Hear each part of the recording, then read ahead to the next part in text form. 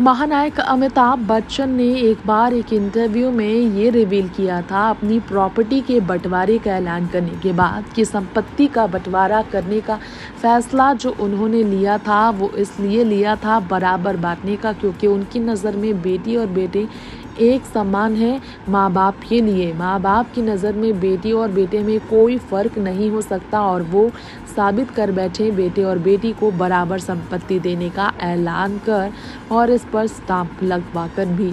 ऐसे में आपको बता दें, अमिताभ ने उसी इंटरव्यू में एक और दिलचस्प सच बताया था। अमिताभ ने रिवील किया था उनके बेटे के जन्म से पहले ही उन्होंने ये फैसला लिया था, अगर उनके बेटे का जन्म होगा, उनकी ज़िंदगी में एक बेटे आएंगे तो वो उन्हें अपना बेस्ट फ्रेंड बनाएंगे और जब उनके बेटे उनका शूज़ पहनने लगेंगे तब से उनके बेटे उनके बराबर उनके दोस्त जैसे होंगे।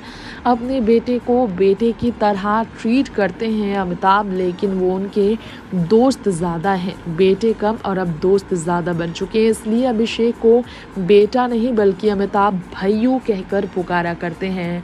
अभिषेक को लेकर अमिताभ का ये भी कहना है कि अभिषेक उनके बेटे इसी वजह से अपने पिता को उनके ही पिता की तरह सुझाव भी दिया करते हैं और दोस्तों की तरह रहते हैं। अमिताभ के शब्दों में अगर कहा जाए तो उन्होंने कहा, मैंने ये फैसला अभिषेक के जन्म से पहले ही लिया था कि मेरा बेटा होगा तो वो मेरा दोस्त होगा, बेटा कम दोस्त ज़्यादा होगा और मैं उसे हमेशा दोस्त की तरह ट्रीट करूँगा।